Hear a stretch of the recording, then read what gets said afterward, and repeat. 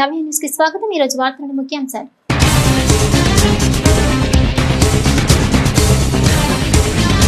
బాపట్ల మండలం కార్లపాలెంలోని food processing unit పరిశీలించిన జిల్లా కలెక్టర్ వెంకటమురళి ప్రభుత్వం అందించే ప్రోత్సాహకాలను ఔత్సాహికవేత్తలు సద్వినియోగం చేసుకుని ఆర్థికంగా ఎదగాలన్న collector.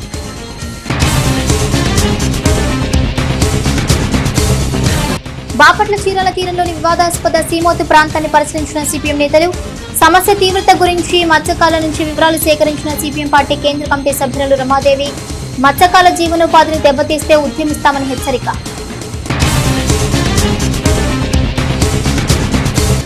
Addanki assistant sessions court సంచలన తీర్పు।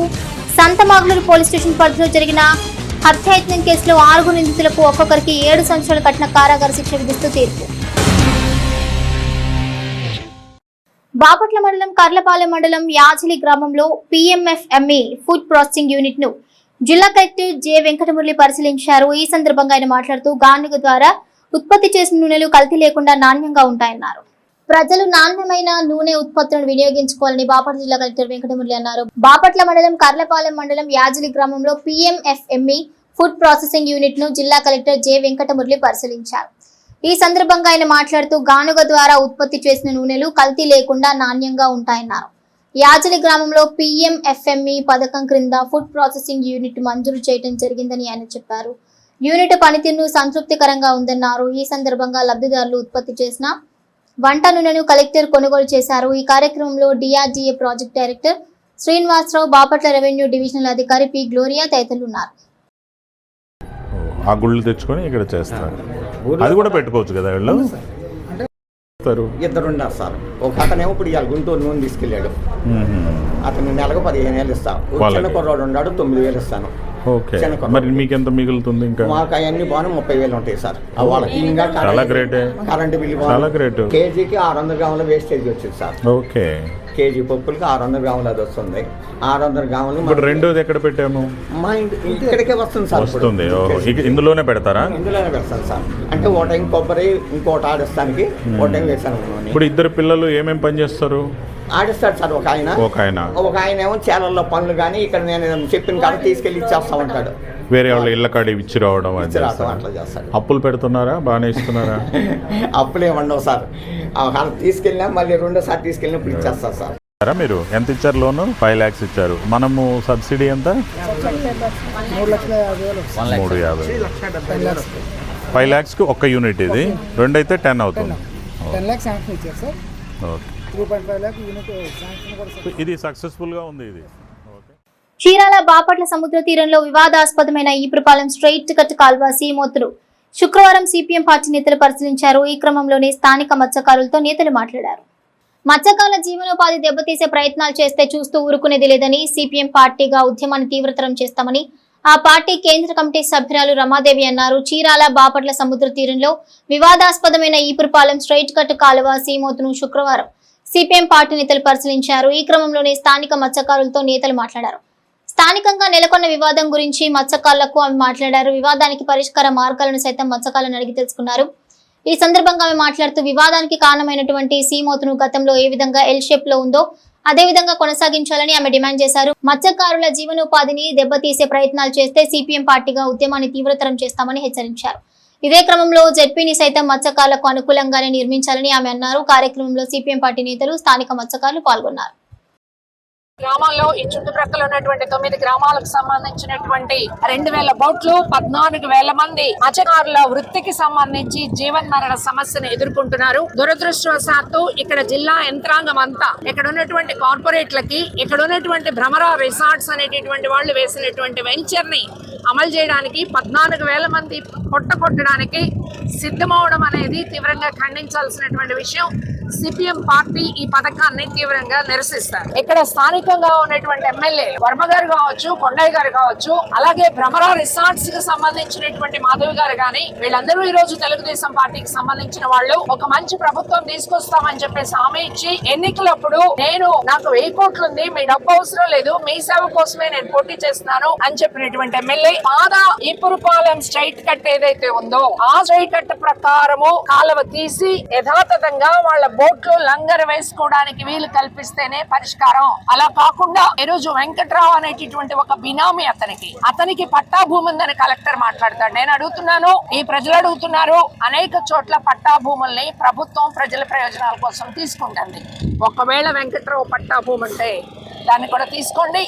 అసైన్డ్ భూమి ఆయనకి ఎందుకు ఇచ్చారో ఆ అసైన్డ్ భూమి కూడా మీరు తీసుకుని పాత ఈపురపాలెం స్ట్రైట్ కట్ వేస్తేనే ఈ ప్రజలు అంగీకరిస్తారు. ఆ ప్రజలతో పాటు సిపిఎం కూడా నిలబడుతుంది, పోరాడుతుంది. వాళ్ళని మోసం చేసి ఈరోజు వెంకట్రావు వేసినటువంటి బండరాళ్ళని పర్మనెంట్ చేసి జట్టి కట్టడం అనేది మోసపూరితమైంది. నేను మత్స్యకారులను ఇప్పుడు 15 రోజుల నుంచి మేము డిమాండ్ చేస్తున్నా ఏంటంటే, మాకు పూర్వం 1974లో తవ్విన కాలువ ఎల్ షేప్ లోని మాకు ఎలాగుందో అలా నిర్మించిస్తానని కలెక్టర్ గారు మాకు హామీ ఇచ్చారు. ఆ ప్రకారంగానే మేము దాన్నే డిమాండ్ చేస్తాం. దాంట్లో కమిటీ మెంబర్ గా నన్ను కూడా పెట్టారు. నేను మా కమిటీ వాళ్ళతో రేపటి నుంచి అదే పద్ధతి చేసి మా మత్స్యకారులందరికీ న్యాయం జరిగేదాకా ఏదైతే ఎల్ షేప్ లో కాలువ ఉందో సీమ్ అవుతుందో ఆ ప్రకారంగా తవ్వించి ఇచ్చే వరకు మేము ఈ పోరాడతాను. దాని గురించి వదిలే పని ప్రసక్తి లేదు. మేడం గారు చెప్పినట్టు అవసరమైతే ఎంత దూరాన్ని వెళ్తాం. సరే, కలెక్టర్ గారు ఏంటంటే ఇప్పుడు ఏదో కొత్త న్యూస్ చెప్పారు, మేము 2 కోట్లు శాంక్షన్ అయింది, మీకు వచ్చేస్తాం. అది చెప్తే తర్వాత ముందు మాకు ఇది అయిపోతే మా అందరూ వెళ్ళిపోతే యాడికి వెళ్ళిపోయి దీంట్లో కలిసేపు తర్వాత దూరం ఖాళీ ఉన్న లోపల మాకు జట్టి గాని ప్లాట్ఫారం గాని అవన్నీ కట్టించుకుంటాం. అవన్నీ రోడ్డు దగ్గరలోనే అవన్నీ ఓకే. ముందు మాకు అవసరమైంది, మా మత్స్యకారులందరికీ అవసరమైంది కలిసేపు కాలువ. బాపట్ల జిల్లాలోని సంతమాగులూరు పోలీస్ స్టేషన్ పరిధిలో జరిగిన ఓ హత్యాయత్నం కేసులో 6 నిందితులకు అద్దంకి అసిస్టెంట్ సెషన్స్ కోర్టు న్యాయమూర్తి సంచలన తీర్పునిచ్చారు. కేసులోని నిందితులకు ఒక్కొక్కరికి 7 సంవత్సరాల కఠిన కారాగార శిక్ష విధిస్తూ తీర్పును వెల్లడించారు. బాపట్ల జిల్లాలోని సంతమాగులూరు పోలీస్ స్టేషన్ పరిధిలో జరిగిన ఓ హత్యాయత్నం కేసులో 6 నిందితులకు అద్దంకి అసిస్టెంట్ సెషన్స్ కోర్టు న్యాయమూర్తి సంచలన తీర్పునిచ్చారు. నిందితులకు ఒక్కొక్కరికి 7 సంవత్సరాల కఠిన కారాగార శిక్షతో పాటుగా 17,000 రూపాయల జరిమానా విధిస్తూ తీర్పును వెల్లడించారు. ఇక ఈ కేసుకు సంబంధించి నిందితులకు జైలు శిక్ష పడే విధంగా చర్యలు తీసుకున్న పోలీసు అధికారులను, కోర్టు మానిటరింగ్ సిబ్బందిని బాపట్ల జిల్లా ఎస్పీ తుషార్ డూడి ప్రత్యేకంగా అభినందించారు. నేరం చేసిన నిందితులకు న్యాయస్థానంలో శిక్ష పడినప్పుడే బాధితుడికి సరైన న్యాయం చేసినట్లని ఎస్పీ పేర్కొన్నారు. చీరాల మండల పరిధిలోని తోటవారిపాలెం పంపింగ్ స్కీమ్ ఎత్తిపోతల పథకాన్ని శనివారం పలువురు రైతులతో కలిసి చీరాల వైఎస్ఆర్ రైతు అధ్యక్షులు కావూరి రమణారెడ్డి పరిశీలించారు. ఈ క్రమంలో పంపింగ్ స్కీమ్ ప్రస్తుత స్థితిగతులపై ఆరా తీశారు. తోటవారిపాలెం పంపింగ్ స్కీమ్ ఎత్తిపోతల పథకం కింద ప్రవహించే కాలువను నేటి రైతుల అవసరాలకు అనుగుణంగా అధికారులు ఆధునీకరించాలని చీరాల వైఎస్ఆర్ రైతు అధ్యక్షులు కావూరి రమణారెడ్డి డిమాండ్ చేశారు. చీరాల మండల పరిధిలోని తోటవారిపాలెం పంపింగ్ స్కీమ్ ఎత్తిపోతల పథకాన్ని శనివారం పలువురు రైతులతో కలిసి చీరాల వైఎస్ఆర్ రైతు అధ్యక్షులు కావూరి రమణారెడ్డి పరిశీలించారు. ఈ క్రమంలో పంపింగ్ స్కీమ్ ప్రస్తుత స్థితిగతులపై ఆరా తీశారు. ఈ సందర్భంగా ఆయన మాట్లాడుతూ ఎత్తిపోతల పథకం ప్రజాబంధు ప్రగడ కోటయ్య గారు 60 సంవత్సరాల క్రిందట నిర్మించారన్నారు. నాడు కాల్వకి ఇరువైపులా పెద్ద పెద్ద ఇసుక దిబ్బలు రక్షణగా ఉండేవన్నారు. కానీ నేడు అవి చెరువుల్లాగా మారాయన్నారు. తద్వారా కాలువలు ప్రవహించే నీరు చెరువుల్లోకి ఊట రూపంలో దిగిపోతుందన్నారు. ఈ నేపథ్యంలో కాలువ చివరి భూములకు నీరు అందటం లేదన్నారు. ఈ ఎత్తిపోతల పథకం కింద కావూరిపాలెం, గమినివారిపాలెం, పిట్టువారిపాలెం, తోటవారిపాలెం పంచాయతీల్లో సుమారుగా 5,000 ఎకరాలు ఆయకట్టు కింద రైతులు సాగు చేస్తారన్నారు. ఈ క్రమంలో నీటిపారుదల శాఖ అధికారులు వెంటనే ఎత్తిపోతల పథకం నుండి కుందేలు వరకు అండర్ గ్రౌండ్ పైపులను నిర్మించి రైతులను ఆదుకోవాలన్నారు. ఇక ఇప్పటికైనా అధికారులు సమస్య తీవ్రతను ప్రభుత్వం దృష్టికి తీసుకువెళ్లి పైప్ లైన్ ఏర్పాటుకు కృషి చేయాలన్నారు. కార్యక్రమంలో రైతులు గండూరి వెంకట్రావు తదితరులు పాల్గొన్నారు. ఈరోజు మరి తోటవారిపాలెం పంపింగ్ స్కీము దగ్గర ఉన్నాము. మరి ఈ పంపింగ్ స్కీము చరిత్ర అనేది మహానుభావుడు ప్రజాబంధు ప్రగడ కోటయ్య గారు నిర్మించినటువంటి, నీలం సంజీవ్ రెడ్డి గారు నిర్మించినటువంటి కాలువ. మరి ఈ కాలువ నిర్మించి 60 సంవత్సరాలు పూర్తవుతుంది. మరి ఈ కాలువ వేటపాలెం మండలం రామన్న పంచాయతీకి చెందిన పలువురు యానాది సామాజిక వర్గానికి చెందిన గ్రామస్తులు కాలనీలోని పలు సమస్యలపై జిల్లా కలెక్టర్ వెంకటమురళిని కలిశారు. ఈ క్రమంలో కలెక్టర్ కు తమకు ఇళ్ల స్థలాలు, పక్కా గృహాలు మంజూరు చేయాలని వినతి పత్రాన్ని ఇచ్చారు. వేటపాలెం మండలం రామన్న పంచాయతీకి చెందిన పలువురు యానాది సామాజిక వర్గానికి చెందిన గ్రామస్తులు కాలనీలోని పలు సమస్యలపై జిల్లా కలెక్టర్ వెంకటమురళిని కలిశారు. ఈ క్రమంలో కలెక్టర్ కు తమకు ఇళ్ల స్థలాలు, పక్కా గృహాలు మంజూరు చేయాలని వినతి పత్రాన్ని అందించారు. కాగా కాలనీ వాసుల సమస్యలను కూలంకుషంగా విన్న కలెక్టర్ సమస్యలను పరిష్కరించే విధంగా చర్యలు తీసుకోవాలని చీరాల ఆర్డీఓ చంద్రశేఖర్ నాయుడుని ఆదేశించారు. మురికినీటి కాలువలో చేపలు పట్టుకోవడానికి అనుమతులు ఇవ్వాలని కలెక్టర్ సంఘీయులు కలెక్టర్ను కోరారు. ఇక చేపలు పట్టుకోవడానికి అనుమతులు తక్షణమే ఇవ్వాలని ఫిషర్ జేడీని కలెక్టర్ ఆదేశించారు. చీరాల పట్టణంలోని 132/33 kV విద్యుత్ ఉప కేంద్రంలో సాధారణ మరమ్మతుల కారణంగా 29వ తేదీ ఆదివారం విద్యుత్ ఉప కేంద్రం పరిధిలోని దేవాంగపూరి, రామకృష్ణపురం, సాల్మన్ సెంటర్, పాత చీరాల, గంజిపాలెం, గుడ్నగర్, కొత్తపేట, చీరాల టౌన్ తదితర ప్రాంతాల్లో విద్యుత్ సరఫరాకు తాత్కాలికంగా అంతరాయం ఏర్పడుతుందని Chirala deputy executive engineer Hariprasad ప్రకటన ద్వారా తెలిపారు. చీరాల పట్టణంలోని 132/33 kV విద్యుత్ ఉప కేంద్రంలో సాధారణ మరమ్మతుల కారణంగా 29వ తేదీ ఆదివారం ఉదయం 8 గంటల నుంచి మధ్యాహ్నం 12 గంటల వరకు విద్యుత్ ఉప కేంద్రం పరిధిలోని దేవాంగపూరి, రామకృష్ణపురం, సాల్మన్ సెంటర్, పాత చీరాల, గంజిపాలెం, గుడ్నగర్, కొత్తపేట, చీరాల టౌన్ తదితర ప్రాంతాల్లో విద్యుత్ సరఫరాకు తాత్కాలికంగా అంతరాయం ఏర్పడుతుందని Chirala deputy executive engineer Hariprasad ప్రకటన ద్వారా తెలిపారు. కావున విద్యుత్ వినియోగదారులు విషయాన్ని గమనించి విద్యుత్ అధికారులకు సహకరించాలని కోరారు. మరమ్మతుల అనంతరం యథావిధిగా విద్యుత్ సరఫరా జరుగుతుందన్నారు. చీరాల పట్టణంలోని గ్రంథాలయంలో మాజీ ప్రధాని పివి నరసింహారావు 104వ జయంతి కార్యక్రమాన్ని శ్రీ వివేకానంద సేవా సమితి చీరాల ఆధ్వర్యంలో నిర్వహించారు. ఈ సందర్భంగా ఆయన చిత్రపటానికి సేవా సమితి ప్రతినిధులు పూలమాలలు వేసి ఘన నివాళులర్పించారు. భారతదేశ మాజీ ప్రధానమంత్రి పివి నరసింహారావు 104వ జయంతి సందర్భంగా చీరాల పట్టణంలోని చీరాల శాఖ గ్రంథాలయంలో మాజీ ప్రధాని పివి నరసింహారావు జయంతిని శ్రీ వివేకానంద సేవా సమితి చీరాల ఆధ్వర్యంలో నిర్వహించారు. ఈ సందర్భంగా ఆయన చిత్రపటానికి సేవా సమితి ప్రతినిధులు పూలమాలలు వేసి ఘన నివాళులర్పించారు. ఈ సందర్భంగా సేవా సమితి ప్రతినిధులు మాట్లాడుతూ దేశ ప్రధాని పదవిని అధిష్ఠించిన మొదటి ఒకే ఒక్క తెలుగువాడు పివి నరసింహారావు అని గుర్తు చేశారు. దేశ ఆర్థిక వ్యవస్థలో విప్లవాత్మక మార్పులు తీసుకొచ్చి అనేక సేవలు అందించారని మనందరం ఎంతో గర్వించాల్సిన విషయమని గుర్తు చేశారు. ఉమ్మడి ఆంధ్రప్రదేశ్ ముఖ్యమంత్రిగా, భారతదేశ ప్రధానమంత్రిగాను ప్రశంసలు అందుకున్న గొప్ప రాజనీతిజ్ఞుడని వక్తలు కొనియాడారు. తెలుగు జాతికి, తెలుగు భాషకు దేశవ్యాప్త గుర్తింపు తెచ్చిన మాజీ ప్రధాని పివి నరసింహారావు విగ్రహాన్ని ప్రభుత్వం చీరాలలో ఏర్పాటు డిమాండ్ చేశారు. ఈ కార్యక్రమంలో సమితి అధ్యక్షులు సర్వేశెట్టి సుబ్బరామయ్య, విశ్రాంతి బ్యాంక్ మేనేజర్ హరిప్రసాదరావు, పింజల భరణీరావు, భవనారాయణ, శివ, జగదీష్, గౌతమ్, రోషయ్య తదితరులు పాల్గొన్నారు. చీరాల పట్టణంలోని సబ్ రిజిస్టర్ కార్యాలయం సమీపంలోని విద్యుత్ ట్రాన్స్ఫారం పోల్ పీడర్స్ నుంచి రాత్రి కొద్దిపాటి మంటలు చెలరేగాయి. గమనించిన ఓ జర్నలిస్ట్ సమస్యను అధికారులకు పాత్రికేయుల వాట్సాప్ గ్రూప్ మాధ్యమం ద్వారా సమాచారం చేరవేశారు. కాగా విద్యుత్ అధికారులు సమస్య తీవ్రతను గుర్తించి క్షణాల కాల వ్యవధిలో సమస్యను పరిష్కరించారు. ఈ సమస్య తలెత్తడం ద్వారా స్థానికంగా ఉన్న నెహ్రూ కూరగాయల మార్కెట్ నుంచి పోలీస్ స్టేషన్ పరిసర ప్రాంతాల్లో విద్యుత్ సరఫరా అప్ అండ్ డౌన్స్ వస్తున్న విషయాన్ని సైతం అధికారుల దృష్టికి తీసుకెళ్లారు. కాగా సమాచారం అందించిన వెనువెంటనే విద్యుత్ అధికారులు క్షణాల్లో ఆ ప్రాంతానికి చేరుకొని సమస్యను పరిష్కరించారు. విద్యుత్ అధికారులు నిమిషాల కాల వ్యవధిలో సమస్యను పరిష్కరించడం పట్ల స్థానికులు, అధికారులు స్పందించిన తీరు పట్ల హర్షం వ్యక్తం చేశారు.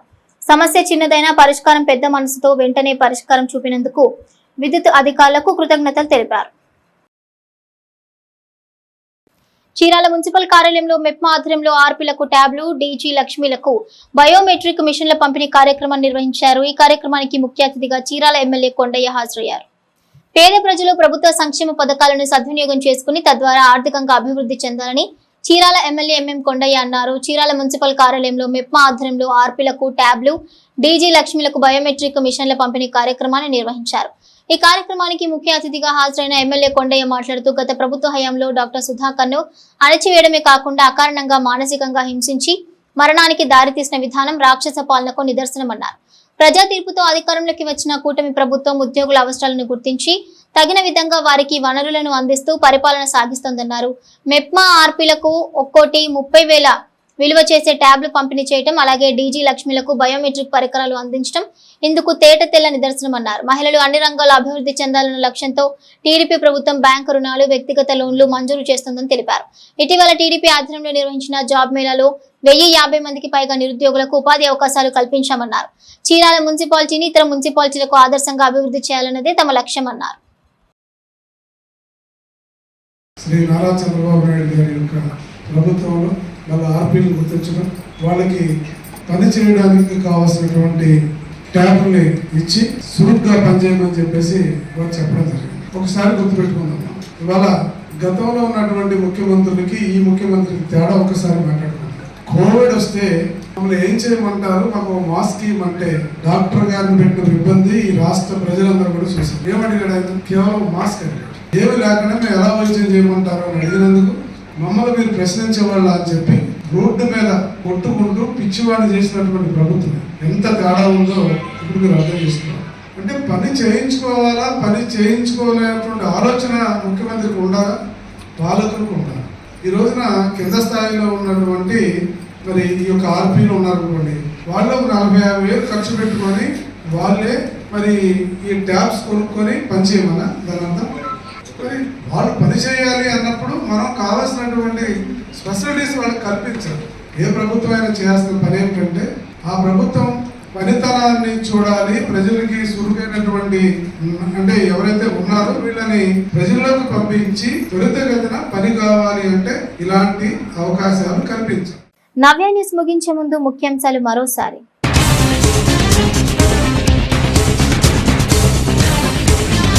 బాపట్ల మండలం కార్లపాలెంలోని ఫుడ్ ప్రాసెసింగ్ యూనిట్ పరిశీలించిన జిల్లా కలెక్టర్ వెంకటమురళి. ప్రభుత్వం అందించే ప్రోత్సాహకాలను ఔత్సాహికవేత్తలు సద్వినియోగం చేసుకుని ఆర్థికంగా ఎదగాలన్న కలెక్టర్.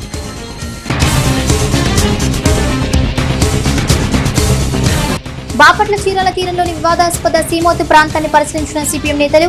సమస్య తీవ్రత గురించి మత్స్యకారుల నుంచి వివరాలు సేకరించిన సిపిఎం పార్టీ కేంద్ర కమిటీ సభ్యులు రమాదేవి. మత్స్యకారుల జీవనోపాధిని దెబ్బతీస్తే ఉద్యమిస్తామని హెచ్చరిక.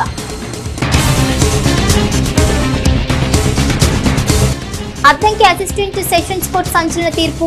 సంతమాగులూరు పోలీస్ స్టేషన్ పరిధిలో జరిగిన హత్యాయత్నం కేసులో 6 నిందితులకు ఒక్కొక్కరికి 7 సంవత్సరాల కఠిన కారాగార శిక్ష విధిస్తూ తీర్పు. నవ్య న్యూస్ ఇంతటితో సమాప్తం. నమస్కారం.